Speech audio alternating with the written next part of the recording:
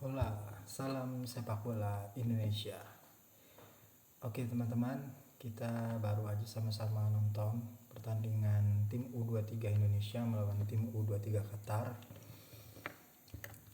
Yang mana pertandingan itu adalah pertandingan pembuka dari Piala Asia U23 di Stadion Jassim bin Hamad di Qatar. Nah jadi teman-teman, sebelum kita bahas lebih rinci ya, jadi kita coba baca dulu susunan pemainnya. Jadi di tim Indonesia itu Hernando Ari penjaga gawang, Ilham Riopami itu ada di back sayap kanan, kemudian ada Muhammad Ferrari, kemudian Komang Teguh, Rizky Ridho, Pratama Arhan, Ivar, Marcelinho Ferdinand, Arhan Fikri, Witan Sulaiman, Rafael Struijk. Nah jadi teman-teman, di babak pertama secara permainan yang saya lihat itu sebenarnya kita bermain cukup baik teman-teman daripada Qatar. Nah sebelum adanya keputusan yang sangat kontra dari wasit ini teman-teman, si Kadirov, si siapa ini namanya ini, si Kabirov teman-teman, Kabirov kontra ini. Jadi keputusan dia ini di hari ini sangat merugikan tim kita teman-teman. Jadi banyak keputusan-keputusan dia yang sedikit-sedikit fluid, sentuhan sedikit fluid. Itu kan pelanggaran yang dia anggap pelanggaran Rizky Ridho itu sebenarnya sangat minim sekali teman-teman. Jadi memang ada sedikit sentuhan, cuman itu sentuhan yang minim sekali teman-teman. Kalau kita lihat di tayangan ulang, bagaimana memang ada sebenarnya sedikit sentuhan dari Rizky Ridho kepada pipi pemain Qatar, cuman kita heran. Jadi kok wasit bisa mudah sekali gitu loh kasih penalti. Ya mungkin karena ini adalah kandangnya Qatar, otomatis mereka lebih sedikit diuntungkan, tapi ini amat sangat merugikan kita. Nah setelah adanya penalti itu kita mulai hilang konsen pemain Indonesia. Jadi mulai banyak hilang bola, salah passing terutama dari sisi kanan. Itu sisi kanan kalau saya lihat nomor 2 dan 3 dari Indonesia U23 itu sering sekali melakukan salah kontrol dan salah passing. Nah secara garis besar, secara penilaian pemain di pertandingan ini, Marcelino sama Witan itu enggak kelihatan sama sekali teman-teman. Jadi Marcelino tahan bola, giring, jatuh, disentuh sedikit pemain Qatar, jatuh, hilang bola. Begitu juga sama Witan. Kalau gue sih jujur kecewa sama Lino dan Witan ya. Cuman nggak ada pilihan juga, udah di benchnya tim kita. Jadi kalau kita lihat pun penggantinya Lino dan Witan nggak ada juga perubahan teman-teman. Jadi target untuk masuk babak bahkan lulus grup aja teman-teman ini, kalau saya bilang emang bener kalau kata Coach Justin, kalau memang STY bisa bawa tim ini sampai ke semifinal ya emang harus dibuatin patung. Karena kalau kita lihat dari komposisi pemainnya sangat kurang lah. Mentalitas para pemain-pemain kita yang main di U23 ini harusnya mereka itu mentalitasnya ada di mentalitas timnas senior kita. Cuman saya agak kecewa.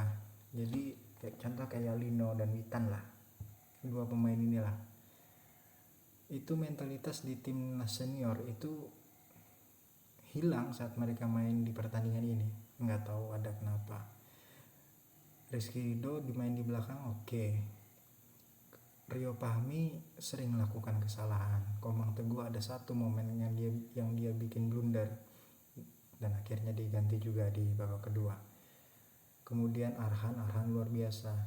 Bahkan di pertandingan ini menurut saya Arhan adalah yang terbaik teman-teman dari tim kita. Nah kemudian gol kedua dari Qatar itu hanya ada 2 pagar yang mengganggu pemain Qatar untuk melakukan shoot langsung. Jadi tidak ada pemain lain yang mengganggu di sisi kiri. Harusnya kan ada pemain lah, 1 atau 2 yang halangin.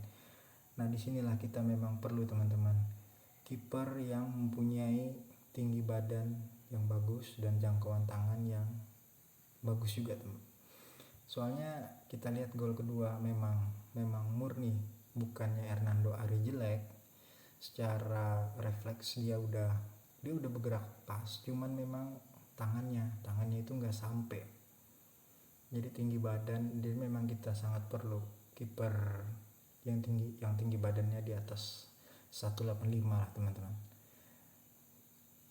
Jadi akhirnya terjadilah gol kedua. Kemudian ada kartu kuning kedua Ivar di awal babak kedua. Ini agak konyol juga teman-teman, di wasit memang rada-rada kontol memang. Akhirnya Ivar keluar, kita tambah tidak ada kreativitas di tengah. Nggak ada, walaupun kita kehilangan Ivar selama awal babak kedua sampai 25 menit sampai awal babak kedua lah. Itu kita masih bisa pegang bola, masih bisa pegang kontrol permainan. Kemudian beberapa ada pergantian, Sananta masuk. Nah untuk Rafael Struijk teman-teman, Rafael Struijk itu juga nggak kelihatan teman-teman. Jadi Rafael Struijk itu cuma 1 kali lepaskan shoot di babak pertama, kena mistar. Setelah itu dia nggak ada nothing, dia hilang teman-teman. Jadi Ramadan Sananta masuk, ya nggak ada perubahan juga. Arkan Fikri ini juga hancur-hancuran mainnya teman-teman. Jadi kita memang miskin kreativitas di lini tengah, terlalu banyak kontrol, kemudian dilanjutin dribbling pun akhirnya hilang bola karena kalah fisik, akhirnya hilang gitu aja. Nah di akhir babak kedua si Ramadan Sananta melakukan pelanggaran yang memang layak juga dikasih kartu merah. Pelanggaran yang gak profesional, itu membahayakan pemain Qatar. Injakannya sangat berbahaya teman-teman. Jadi itu bisa membuat cedera fatal untuk pemain Qatar. Akhirnya Ramadan Sananta yang setelah masuk pun nggak ada kasih kontribusi apapun, malah dia dapat kartu merah. Ini merugikan tim kita juga. Untuk pertandingan selanjutnya kita udah hilang Sananta dan Ivar. Jadi untuk target lolos grup, semoga di 2 pertandingan selanjutnya ya kita berharap aja lah ada keajaiban. Mungkin Yordania dan Australia kena muntaber kayak 3, 4, 5 pemainnya atau kena sakit apa gitu, kita berharap menang ya. Dan kalau kita lihat keadaan dari timnas kita ini untuk U23 ini agak berat. Jadi ya itu, dan parahnya lagi di bench itu pun juga sangat tidak seimbang teman-teman. Jadi misalnya Marcelino, contoh kayak hari ini lah, Marcelino dan Witan main jelek, itu penggantinya pun yang setara ataupun yang mendekati lah, itu tidak ada teman-teman. Jadi setelah masuk pemain pengganti Lino tadi, entah siapa tadi namanya, lupa juga, itu pun juga nggak ada dampak apapun. Jadi emang banyak PR harus kita perbaikin. Semoga untuk next pertandingannya ya tadi ada keajaiban. Cuman ya untuk lolos grup, kalau gue bilang ini adalah sebuah, gue pesimis teman-teman. Jadi ya semoga aja lah. Cuman kita tetap harus doakan timnas kita. Semoga di pertandingan selanjutnya pemain lebih bisa bermain dengan sepenuh hati. dan bisa raih kemenangan lah di sisa pertandingan. Apabila kalah di pertandingan selanjutnya ya wassalam. Jadi kita doakan aja timnas kita untuk pertandingan selanjutnya. Oke? See you next time. Like bila kamu suka videonya, dislike bila kamu nggak suka. Kita ngomong apa adanya aja, yang penting kita dukung terus timnas. Bravo Indonesia.